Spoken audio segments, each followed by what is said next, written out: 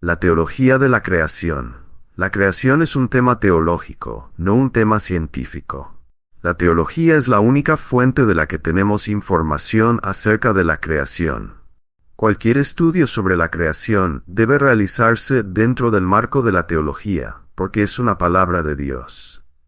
La teología, por cierto, solía ser llamada la reina de las ciencias. Se la denominaba la reina de las ciencias porque, en el análisis final, la verdad suprema es la teología. La teología bíblica, la revelación de Dios en las Escrituras, supera a todas las demás fuentes de información y conocimiento. Durante siglos, la creación fue un asunto teológico, no científico. Y luego llegó Darwin. Darwin confiscó el tema de la creación, lo sacó del ámbito de la teología e intentó ponerlo en el ámbito del conocimiento humano. Y no hizo ningún servicio a la humanidad. Si queremos entender la creación, si queremos entender los orígenes, si queremos entender cómo llegó a existir el universo y todo lo que hay en él, debemos mirar a la teología, no a la ciencia. Y la fuente de la teología es la palabra de Dios en la que Dios habla. La Biblia no es una teoría, la Biblia es un hecho. La Biblia es realidad. La Biblia es verdad, sin importar el tema que trate. Pero particularmente en lo que se refiere a los orígenes, ya que nadie estuvo aquí cuando Dios creó. Solo tenemos su relato como testigo ocular.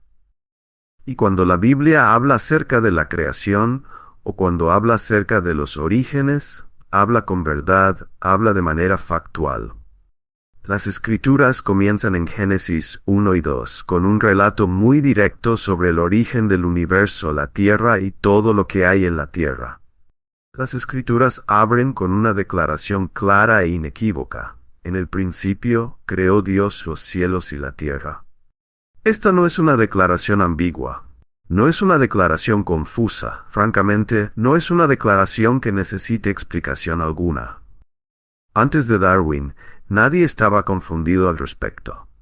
En el principio creó Dios los cielos y la tierra. A partir de ahí, el primer capítulo de Génesis procede a decirnos que en 6 días de 24 horas, Dios creó todo lo que existe. Es tan simple, tan claro, tan inequívoco, que incluso un niño pequeño puede entender Génesis 1. Pero tan simple como es la primera declaración. En el principio, creó Dios los cielos y la tierra, al mismo tiempo es una ilustración de la profundidad con la que Dios habla en un lenguaje sencillo. En el principio, creó Dios los cielos y la tierra. Un niño puede entenderlo, y sin embargo, en esas palabras simples, claras e inequívocas, hay datos inmensos y profundos. Herbert Spencer, un científico no cristiano aclamado como merecedor de muchos premios en ciencia, murió en 1903. Su mayor logro fue que descubrió las categorías de lo cognoscible. Es decir, determinó que todo lo que existe encaja en una de 5 categorías. Esto fue aclamado como un catálogo monumental de realidades. Spencer dijo, todo encaja en una de estas categorías: tiempo, fuerza, acción, espacio, materia. Y fue aclamado por la comunidad científica. Génesis 1:1, en el principio. Eso es tiempo. Dios, eso es fuerza. Creó, eso es acción. Los cielos, eso es espacio. Y la tierra, eso es materia. Todo lo que Herbert Spencer descubrió en 1903 o antes, ya estaba en el primer versículo de las Escrituras. La Biblia dice que Dios creó todo, y al decir eso, la Biblia nos da todas las categorías que existen. Y lo hizo de la nada, es decir, sin material preexistente, y lo hizo en 6 días. Ahora, debido a que la Biblia es tan clara acerca de esto en Génesis 1, y luego nos da una mirada aún más detallada sobre esta creación al repasar sus elementos de una manera más amplia en el capítulo 2, te enfrentas a una prueba desde el mismo inicio de la Biblia. No vas a pasar de los primeros versículos de la Biblia. No vas a pasar del primer versículo de la Biblia, del primer capítulo de la Biblia, de los 2 primeros capítulos de la Biblia, sin enfrentarte a una prueba. Y la prueba es esta. ¿Crees en las Escrituras? ¿Crees en las Escrituras? Esa es la prueba. Nadie pasa de los versículos iniciales de la Biblia sin tener que enfrentar la prueba de si esa persona cree o no que la Biblia es la palabra autoritativa de Dios. ¿Te sometes a las Escrituras? Génesis 1 es tu primera prueba. Ahora quiero darte 3 palabras para reflexionar esta noche, y vamos a desglosarlas para que podamos organizarlas en categorías que nos ayuden a entenderlas con mayor claridad. La primera palabra es fidelidad. Fidelidad, fidelidad, fe. ¿O crees lo que dice la Biblia o no lo crees? Esa es la prueba. Puedes aceptar lo que dice Génesis o puedes rechazarlo. No puedes cambiarlo. No tienes ese privilegio. De hecho, si añades algo a las Escrituras o le quitas algo, se te añadirán las plagas que están escritas en ellas. No necesitas editar a Dios.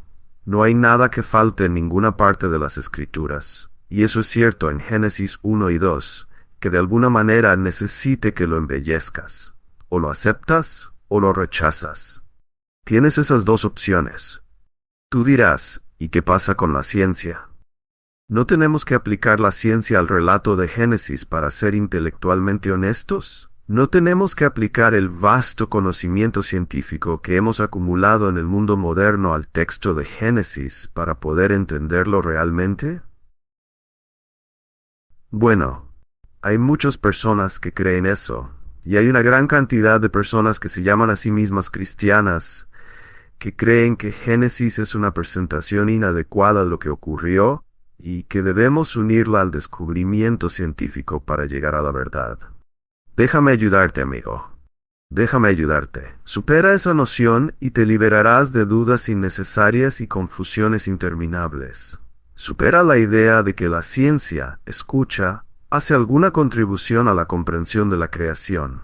No hace ninguna. Ahora esto puede sorprenderte. No existe tal cosa como la ciencia de la creación. No existe tal cosa. ¿Por qué? Porque no hay manera científica de explicar la creación. No fue un evento natural ni una serie de eventos naturales. Fue una breve serie de eventos monumentales y sobrenaturales que no pueden ser explicados por la ciencia. Y así, nuevamente digo, no existe tal cosa como la ciencia de la creación. Toda la ciencia se basa en la observación y nadie observó la creación. Toda ciencia requiere verificación por repetición, y la creación no puede repetirse, por lo que no puede verificarse. La creación no tuvo observadores y no puede repetirse. No es observable, no es repetible. No ocurrió bajo ninguna ley natural uniforme, predecible, observable, repetible o fija. Nada de eso ocurrió según tales parámetros. Es justo lo opuesto. La creación fue una serie de milagros sobrenaturales, instantáneos e inexplicables. Por eso, en ningún lugar del relato de Génesis se menciona ni siquiera se insinúa la evolución. No hay procesos naturales en la creación. Todo es sobrenatural. La evolución no fue el medio ni un medio por el cual Dios creó. Todo fue sobrenatural y milagroso. Solo hay un registro de la creación, Génesis 1 y 2. Puedes creerlo o puedes rechazarlo, pero eso es todo lo que hay. Tal vez dirás, bueno, espera un momento, ¿acaso las criaturas no cambian? ¿Las plantas no cambian? ¿Los animales no se desarrollan y mutan dentro de sus especies? ¿Y no hay progreso en su crecimiento? Sí, todo eso es cierto, pero no tiene absolutamente nada que ver con la creación, nada. La manera en que la realidad material creada opera es algo que podemos observar. Cómo funciona la realidad material creada es algo que podemos discernir. Pero observar cómo funciona y cómo opera no nos da, escucha esto, ninguna información sobre su creación. Ninguna. No nos dice nada sobre cómo llegó a existir en primer lugar. Déjame darte una ilustración. Supongamos que vivías en Jerusalén en la época en que Jesús resucitó a Lázaro de entre los muertos, y te encuentras con Lázaro. Hola, señor Lázaro, mucho gusto. Tocaste su mano y dijiste, vaya, usted estaba muerto. Sí, estaba muerto. Está vivo ahora, ¿verdad? Sí. ¿Podría pasar un tiempo con usted? Me gustaría observar eso, hacer un pequeño análisis sobre usted. Claro. Y sigues al señor Lázaro, observas cómo camina, cómo habla, cómo se rasca la cabeza, cómo come, y lo estudias. Tal vez llevas un registro de todo lo que hace. Podrías observar a Lázaro haciendo su vida diaria por el resto de su vida, pero eso no te diría nada sobre cómo volvió de entre los muertos. Nada.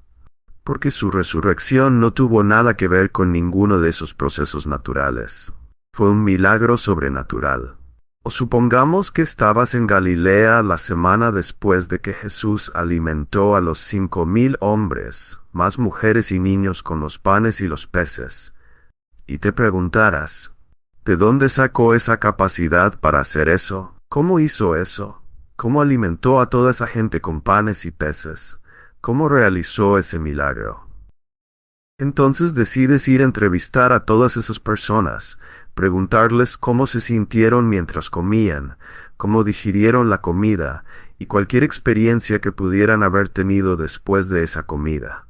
Eso no serviría de nada si estabas tratando de averiguar cómo Jesús hizo panes y peces de la nada. ¿Ves? Eso es análogo al tema de la creación. Puedes observar cómo son las cosas ahora, pero eso no te dice nada sobre cómo llegaron a ser lo que son. La creación no puede entenderse de otra manera que no sea creyendo en la revelación del Creador. Y esa es tu primera prueba cuando abres tu Biblia. Estoy absolutamente asombrado de cuántas personas que se llaman a sí mismas cristianas, que lideran ministerios cristianos grandes y efectivos, no tienen ninguna posición sobre Génesis 1 y 2, excepto que les cuesta creerlo. Y les pregunto, ¿en qué capítulo comienzan a creer? ¿En qué punto finalmente se unen? ¿Es Génesis 3? ¿Creen eso? ¿O tal vez en el capítulo 4? Lo que estoy diciendo es que la creación no tiene conexión alguna con la ciencia. De la misma manera que el comportamiento de Lázaro no podría revelar cómo fue resucitado. La creación no es un evento científico.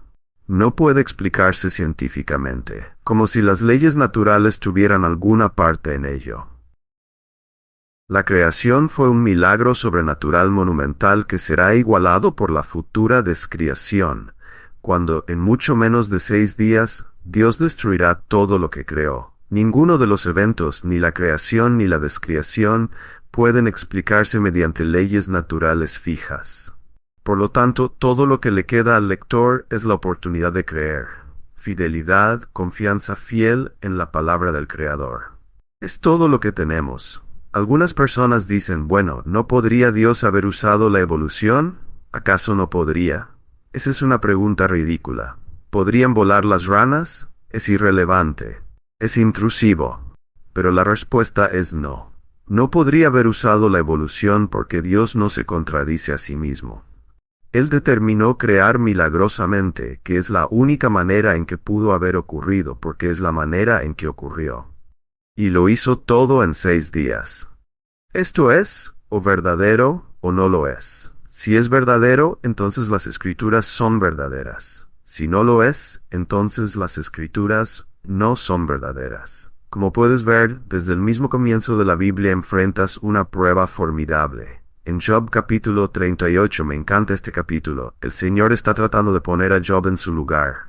Y el Señor respondió a Job desde el torbellino, y le recuerda sus ideas absurdas y las igualmente ridículas ideas de sus amigos. Y dice, ¿quién es este que oscurece el consejo con palabras sin conocimiento? Aquí hay consejeros que no hacen más que oscurecer la verdad.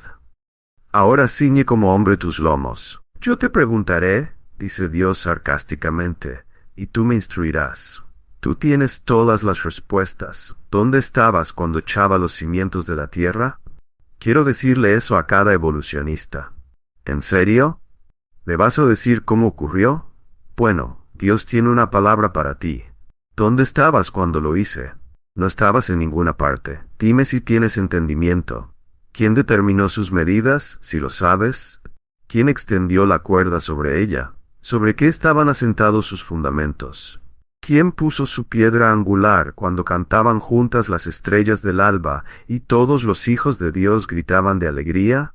¿O quién encerró con puertas al mar cuando, irrumpiendo, salió del vientre? Cuando hice de la nube su vestidura, y de la densa oscuridad su faja, y establecí sobre él límites, y le puse cerrojos y puertas, y dije, hasta aquí llegarás, pero no pasarás.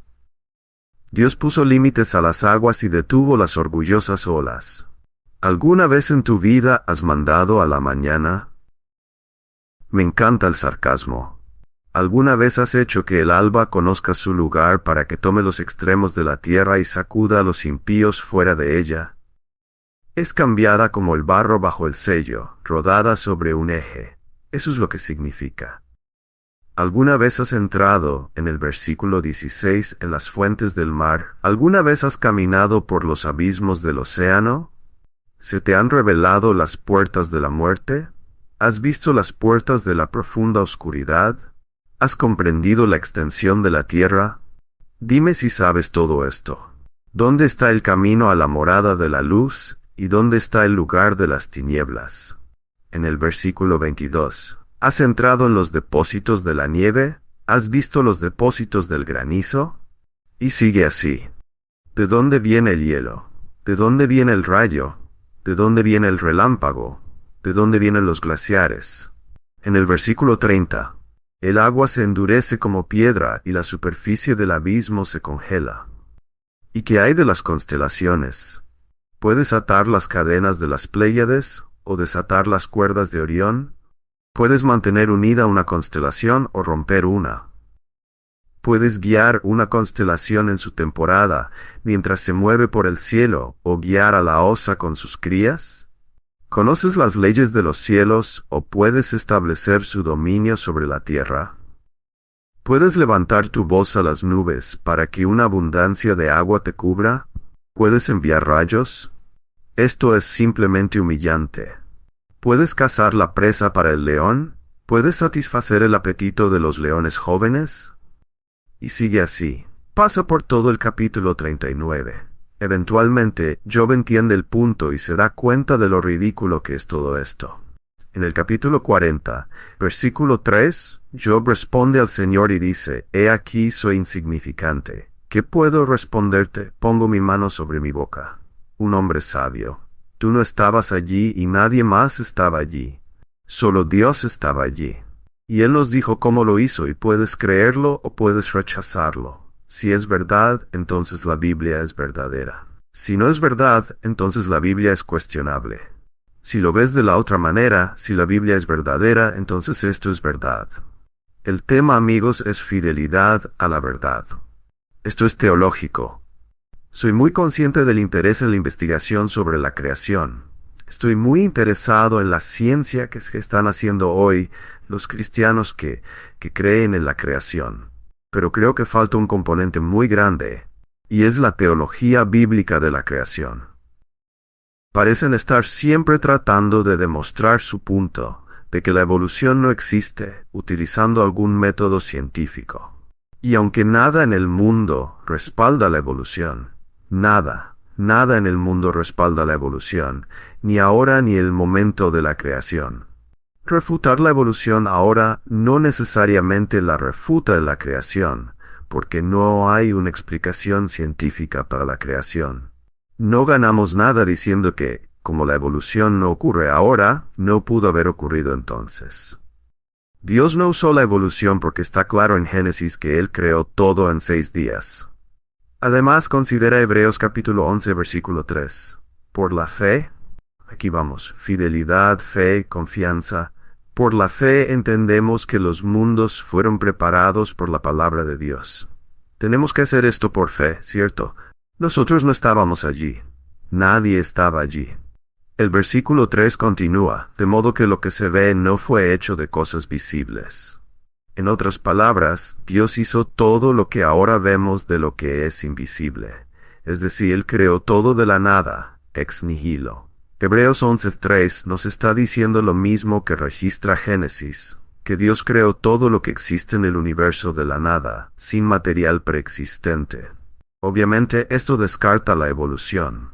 Hay personas honestas, no cristianas, que reconocen la imposibilidad y la inexistencia de la evolución en el mundo actual, y que han dicho honestamente que la evolución no es una explicación de la realidad presente, y por lo tanto no puede ser una explicación de la realidad pasada. No está ocurriendo ahora. No ocurre. Por lo tanto, no ha ocurrido. Estoy agradecido por eso. Estoy agradecido por ese tipo de honestidad en el mundo científico. Pero aunque están admitiendo eso, no están abrazando el relato de Génesis. Porque si aceptas el relato de Génesis como verdadero, entonces aceptas la Biblia como verdadera, y al Dios de la Biblia como el Dios verdadero y viviente. Y al hacerlo, no solo obtienes un creador, sino también un legislador y un juez. Por lo tanto, ellos preferirían encontrar otra alternativa que el Dios creador de las Escrituras. Así surge el desarrollo de esta nueva clase de ciencia llamada diseño inteligente, AI, por sus siglas en inglés, en la cual las personas reconocen que detrás de la gran realidad del universo hay una mente inteligente de la que todo surge, pero no están dispuestos a reconocer que se trata del Dios de la Biblia y que Génesis es el relato exacto de la creación. Por eso inventan esta especie de zona neutral no amenazante, un punto intermedio seguro llamado diseño inteligente. Por cierto, no es para nada seguro. Es mortalmente peligroso rechazar al Dios de las Escrituras como creador y por lo tanto como juez y redentor. ¿Por qué hacen esto? Bueno, déjame citar mi propio libro. Sabes que estás en problemas cuando empiezas a hacer eso. Escribí un libro titulado Battle for the Beginning, la batalla por el comienzo. La evolución fue inventada para eliminar al Dios de Génesis, destituir al legislador y obliterar la inviolabilidad de su ley moral. La evolución es el último medio que los pecadores caídos han ideado para suprimir nuestro conocimiento innato de Dios, el testimonio bíblico sobre Él y la verdad de que somos responsables ante Él.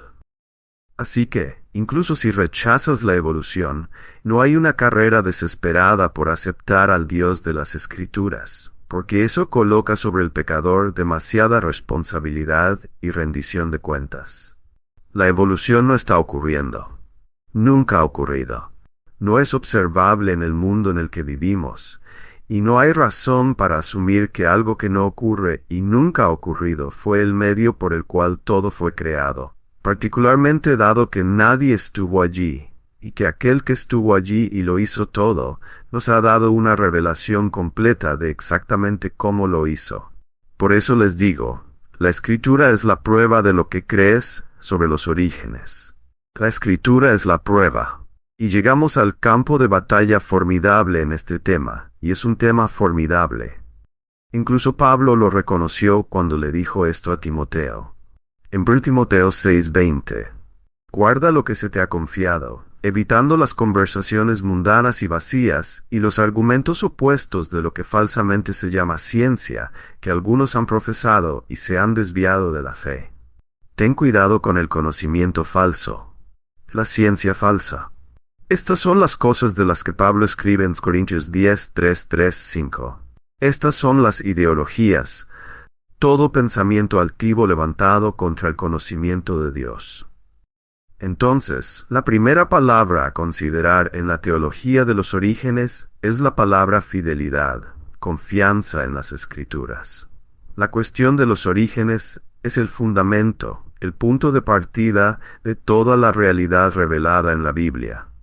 Es tu primera oportunidad para creer en la Biblia o rechazarla. Pero comprende que lo que hagas con Génesis 1 y 2 establece el tono de tu actitud hacia las Escrituras. Hay un ministerio nacional que hace algunos años tenía uno de los mayores impactos en este país en términos del número de personas influenciadas.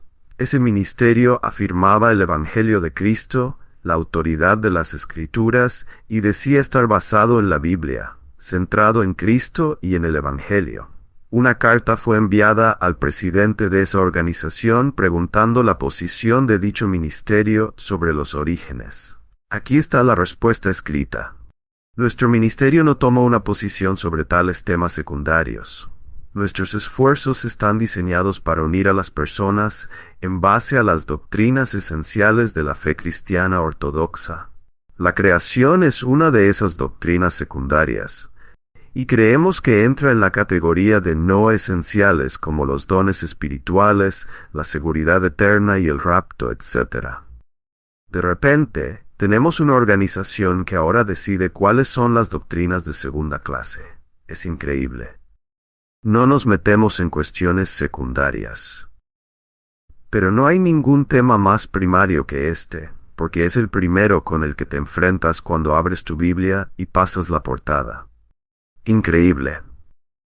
Me gustaría proponer una prueba básica para cualquier ministerio cristiano hacia el cual te sientas atraído, ya sea para participar con ellos o para apoyarlos de alguna manera.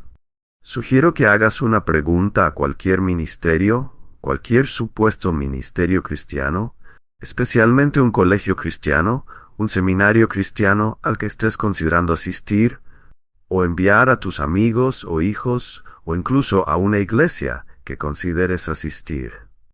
Y aquí está la primera pregunta que deberías hacerles.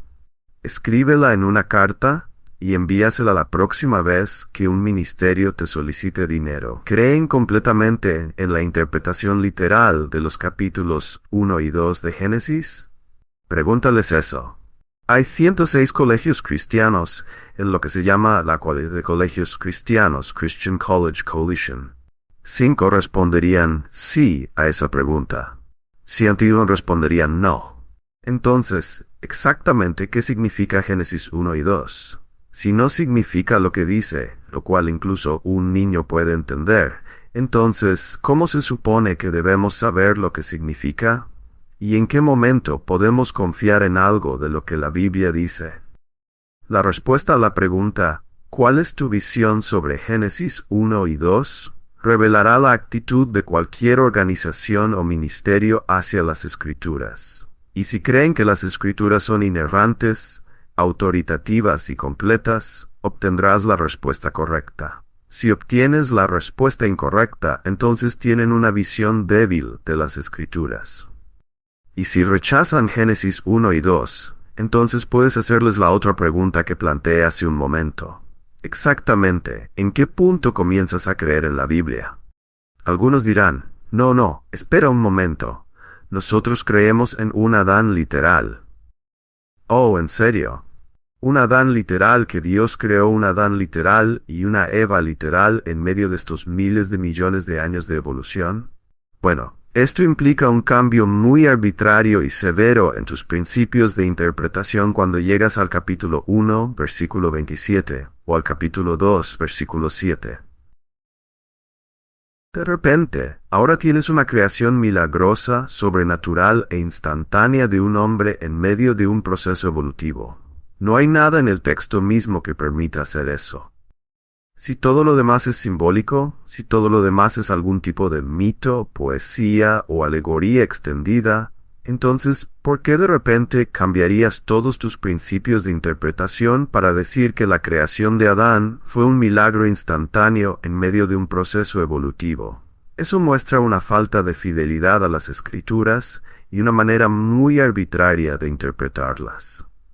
La segunda palabra, simplicidad. El relato de Génesis, bajo cualquier consideración honesta, es simple, claro, directo, perspicuo, sin complicaciones, inequívoco y no ambiguo. Es lo que es, y un niño puede entender su simplicidad. Por ejemplo, Juan 1. En el principio era el Verbo, y el Verbo estaba con Dios, y el Verbo era Dios. Él estaba en el principio con Dios. Todas las cosas fueron hechas por medio de Él, y sin Él nada de lo que ha sido hecho fue hecho. ¿Es eso complicado? Nada existe que Él no haya creado. O Colosenses 1:16, porque en Él fueron creadas todas las cosas, tanto en los cielos como en la tierra, visibles e invisibles, sean tronos, dominios, principados o potestades. Todo ha sido creado por medio de Él y para Él. Deuteronomio 4:32 habla del día en que Dios creó al hombre sobre la tierra. Las Escrituras son simples en su claridad. Mira el Salmo 104. Bendice alma mía al Señor. Señor Dios mío, grandemente te has engrandecido. Te has vestido de gloria y majestad, cubriéndote de luz como de un manto, extendiendo los cielos como una cortina. Él establece sus aposentos sobre las aguas, hace de las nubes su carroza, y camina sobre las alas del viento. Hace de los vientos sus mensajeros, y de las llamas de fuego sus ministros. Él estableció la tierra sobre sus cimientos para que nunca sea movida. En el versículo 8, los montes subieron, los valles se hundieron. El versículo 14 dice, Él hace crecer la hierba para el ganado y las plantas para el trabajo del hombre. El Salmo 148 también es un hermoso ejemplo. Alaben al Señor desde los cielos, alábenle en las alturas, alábenle sol y luna, alábenle estrellas luminosas, alábenle cielos de los cielos y las aguas que están sobre los cielos, que alaben el nombre del Señor porque Él mandó y fueron creados. Esto no es complicado.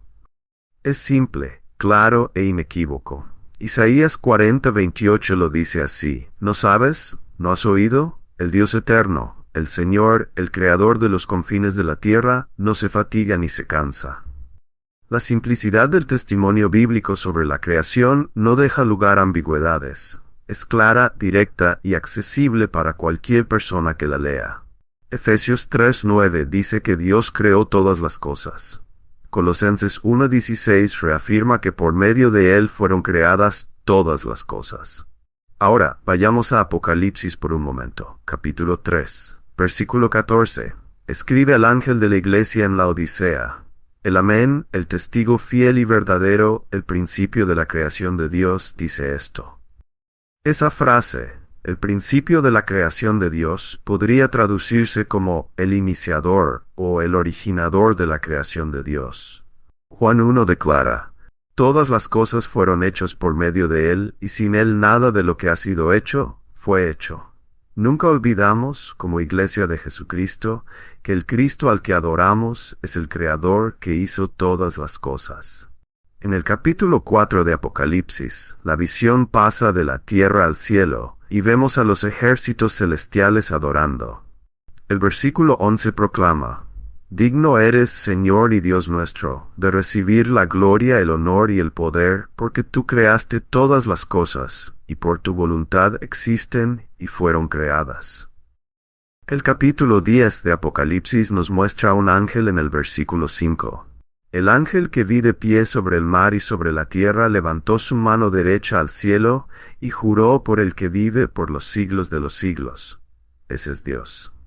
El que creó el cielo y las cosas que en él hay, la tierra y las cosas que en ella hay, y el mar y las cosas que en él hay. En el capítulo 14 de Apocalipsis, se describe otro momento de alabanza celestial a Dios como Creador.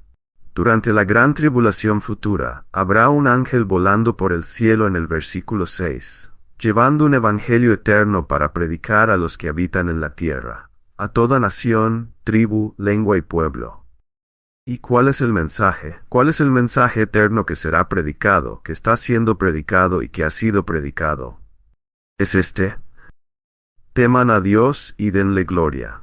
Ese es el mensaje atemporal. Teman a Dios y denle gloria, porque ha llegado la hora de su juicio, y adoren a aquel que hizo el cielo, la tierra, el mar y las fuentes de las aguas. Y aquí, queridos amigos, radica el conflicto con los evolucionistas. Si Él es el Creador, entonces debe ser adorado como el Dios que es. Debe ser temido porque es santo. Debe ser amado porque es misericordioso. El Evangelio eterno es el mensaje de salvación que debe ser predicado al mundo. Es el mismo mensaje que se predica ahora y que se ha predicado en el pasado. Hay un Dios. Él es un Dios santo. Hemos violado su ley. Necesitamos temer a este Dios y adorarlo. El único medio por el cual podemos venir a adorarlo es a través de Jesucristo. A lo largo de la historia, a los pecadores de todo el mundo se les ha ordenado siempre lo mismo. Teman a Dios, denle gloria, adórenlo o perezcan. ¿Y quién es este Dios? Es el que hizo el cielo y la tierra. Ejemplos de esto hay por todas partes. Por ejemplo, lee el Salmo 33, que está lleno de ejemplos de adoración a Dios como el Creador. No hay duda de que los escritores del Nuevo Testamento afirman el relato de Génesis. Hay 165 pasajes de Génesis que son citados o referenciados directamente en el Nuevo Testamento. Génesis es aludido unas 200 veces en total, de las cuales 165 son citas o referencias directas. Estas citas son claras. Son afirmaciones simples y directas del libro de Génesis y del relato sencillo de la creación que se encuentra allí. Cada escritor del Nuevo Testamento, sin excepción, se refiere a Génesis. De manera universal, los escritores del Nuevo Testamento afirman la realidad y la veracidad de Génesis. Según el significado literal de Génesis 1:1 en el hebreo original, el Dios infinito, personal y eterno, en un momento específico escogido en la eternidad, creó toda la realidad fuera de sí mismo a partir de la nada. El verbo en hebreo bara, crear, usado en el texto, tiene un uso mucho más limitado que nuestra palabra crear en español o en inglés. Significa literalmente traer algo a la existencia desde la nada, ex nihilo. Esta ha sido la confianza universal del pueblo de Dios a lo largo de la historia. Déjame darte una ilustración de esto. Nehemías 8. ¿Recuerdas la gran historia del avivamiento cuando se recuperó la palabra de Dios y Esdras, el escriba, trajo el libro de la ley? En el capítulo 8, versículo 1, se menciona que el libro de la ley fue leído. Este libro incluye el Pentateuco: Génesis, Éxodo, Levítico, Números y Deuteronomio, comenzando con Génesis, comenzando con el relato de la creación. Se leyó la palabra de Dios diariamente durante 7 días. En el 8º día, según el versículo 18 del capítulo 8, hubo una asamblea solemne como respuesta a la lectura de las Escrituras. En el capítulo 9 se nos dice que en el día 24 de ese mes, los hijos de Israel se reunieron con ayuno, vestidos de cilicio y con polvo sobre sus cabezas. Los descendientes de Israel se separaron de todos los extranjeros, confesaron sus pecados y las iniquidades de sus padres. Mientras permanecían en su lugar, leyeron el libro de la ley de Dios por un cuarto del día, y por otro cuarto confesaron sus pecados y adoraron al Señor su Dios. En el versículo 5, los levitas dirigieron al pueblo diciendo: Levántense, bendigan al Señor su Dios, desde la eternidad hasta la eternidad. Bendito sea tu nombre glorioso, exaltado sobre toda bendición y alabanza. Tú solo eres el Señor. Tú hiciste los cielos de los cielos con todo su ejército, la tierra y todo lo que hay en ella, los mares y todo lo que hay en ellos. Tú das vida a todo, y el ejército celestial se inclina ante ti. La adoración aquí está basada en Génesis, en el relato de la creación. El texto continúa recordando la fidelidad de Dios al elegir a Abraham, llevarlo desde Ur de los Caldeos y hacer un pacto con él para darle la tierra. Sin embargo, en el versículo 17 se lamenta que el pueblo de Israel fue testarudo, no escucharon y no recordaron las maravillas que Dios había hecho. Negarle a Dios el título de Creador es deshonrarlo grandemente. Leían el relato de Génesis y exaltaban a Dios como su Creador y Redentor. ¿Eran acaso personas carentes de entendimiento de la realidad? Eran ellos y todos los que dedicaron su vida al Dios verdadero y viviente y confiaron en Él antes de Charles Darwin, adoradores de Dios, en una especie de ignorancia. ¿Estaban equivocados al pensar que Dios había creado todo de manera maravillosa, milagrosa y gloriosa en 6 días? ¿Estaban desinformados? ¿Y entonces sus alabanzas eran las alabanzas de los ignorantes? ¿Y qué pasa con la Iglesia de Jesucristo a lo largo de los siglos? La Iglesia, columna y baluarte de la verdad, guardiana y proclamadora del Dios verdadero, ¿también ha estado cautiva de una noción simplista e ingenua sobre la creación? ¿O acaso el pueblo de Dios tiene la razón? ¿Tienen la razón? Rechazar el relato de la creación en Génesis no es solo rechazar la adoración del Antiguo Testamento, sino también la adoración del Nuevo Testamento y la adoración de la Iglesia de Jesucristo a lo largo de los siglos posteriores, cuando los creyentes depositaron su confianza en su Dios y su Cristo como el Creador. Por lo tanto, la fidelidad y la simplicidad descansan juntas. Pero hay una palabra más y una categoría más. El relato de la creación no es algo trivial, no es algo secundario, no es algo arbitrario, es preeminente, es primario, es esencial. Es crítico para el tema principal de la revelación divina y el propósito eterno de Dios. La tercera palabra, prioridad. ¿Cuál es la prioridad de Dios? ¿Cuál es su propósito al haber creado todo? ¿Cuál es el objetivo, el fin y la razón? ¿Cuál es la prioridad divina? Es evidente que Dios creó con un propósito claro en mente. Dios no creó esperando que de algún modo un plan significativo evolucionara. Él creó con un esquema muy específico en mente. Creó con un propósito definido que sería llevado a su cumplimiento. Dios organiza la vasta variedad de circunstancias, contingencias, cambios y revoluciones, de persona a persona, de día a día, de nación a nación, de era a era, hacia un objetivo fijo al que todo avanza inexorablemente. Jonathan Edwards lo expresó de esta manera: la providencia subordina todos los cambios en los asuntos de la humanidad. Esa es una gran declaración. La providencia subordina todos los cambios en los asuntos de la humanidad, y todos están subordinados a un plan divino. Todo, desde la creación hasta la consumación, es parte de un gran plan divino que se está llevando a cabo por la poderosa providencia de Dios. No hay ni una sola molécula hostil que opere fuera de ese plan. La historia terminará exactamente como Dios quiere que termine. El fin real de la historia será el fin que Él mismo traerá a cabo. Este universo no es eterno, llegará a su fin. Implosionará en una implosión nuclear y dejará de existir. Eso es lo que dice la Escritura. Pero no hasta que, y solo cuando, el esquema de Dios esté completo y Él ya no tenga uso para este universo. Mientras tanto, la providencia divina, el propósito divino, subordina, ordena, domina y controla todas las cosas para lograr el fin de Dios. El propósito eterno de Dios en la creación. Hay muchos lugares en la Escritura donde obtenemos una visión de esto. Uno crítico para nuestra comprensión se encuentra en Isaías 46, 9 y 10. Acuérdense de las cosas pasadas desde los tiempos antiguos, porque yo soy Dios, y no hay otro. Yo soy Dios, y no hay ninguno como yo, que declaro el fin desde el principio, y desde la antigüedad lo que no ha sido hecho. Que digo, mi propósito será establecido, y todo lo que quiero realizaré. Como leímos en Colosenses 1:16, todas las cosas fueron creadas por medio de Él y para Él. ¿Y cuál es este gran diseño? ¿Cuál es este gran propósito? ¿Qué está haciendo Dios? ¿Por qué creó este universo? ¿Por qué creó la tierra? ¿Por qué puso en la tierra a todas estas criaturas? ¿Por qué hizo al hombre? ¿Cuál es el punto de todo esto? La respuesta es esta. El gran diseño es la redención. El gran propósito es reunir un pueblo redimido en la gloria eterna para que lo adore por siempre. Todos los actos de Dios en la creación, la providencia y la consumación están asociados con su obra de redención. La obra de redención no es incidental.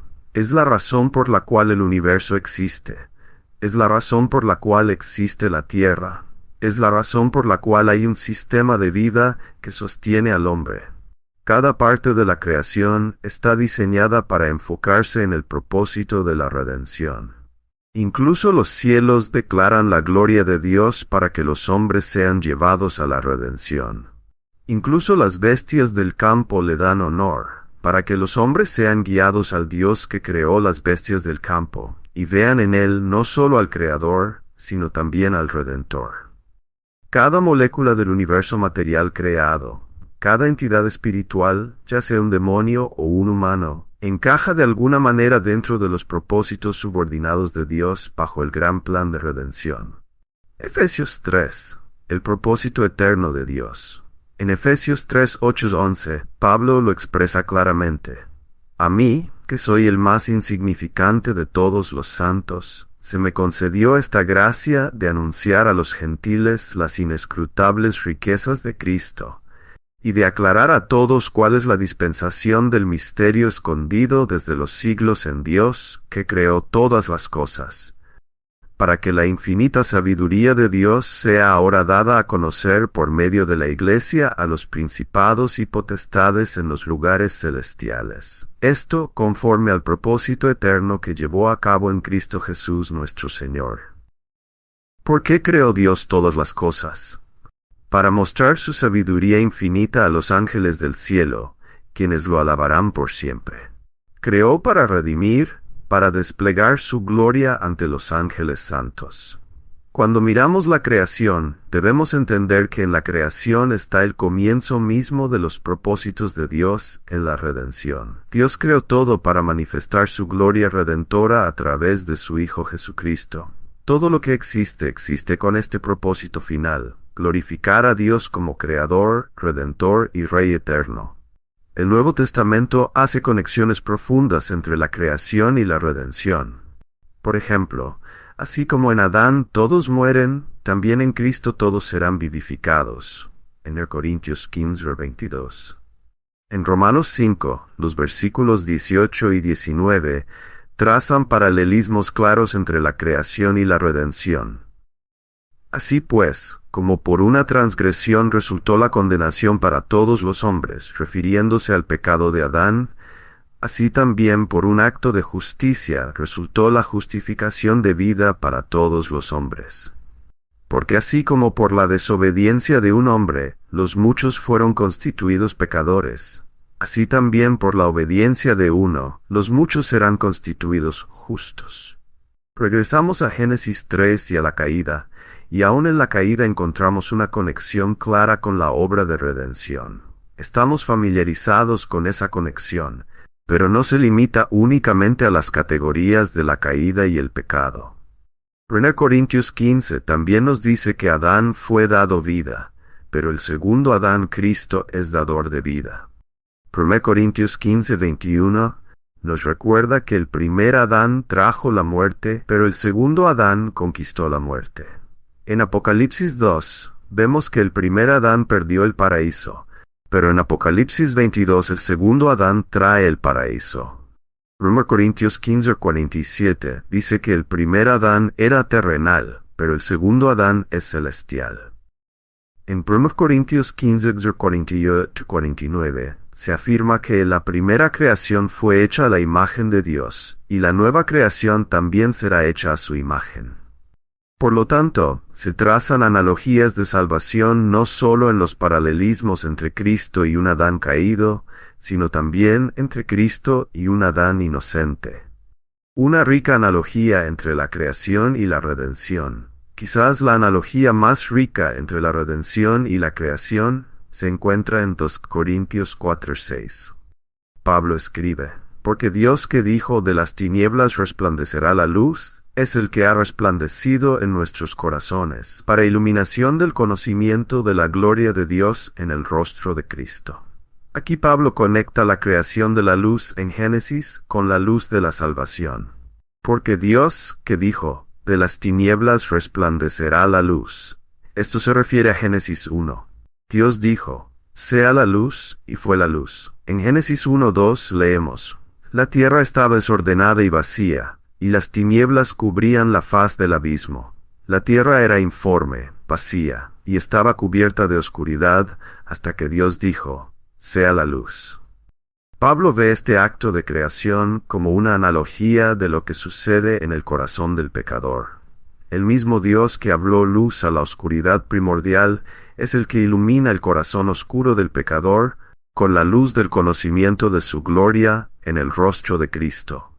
Dios, al crear la luz en medio de la oscuridad por su poder soberano e instantáneo, es una imagen de lo que Él hace en el corazón oscuro de un pecador.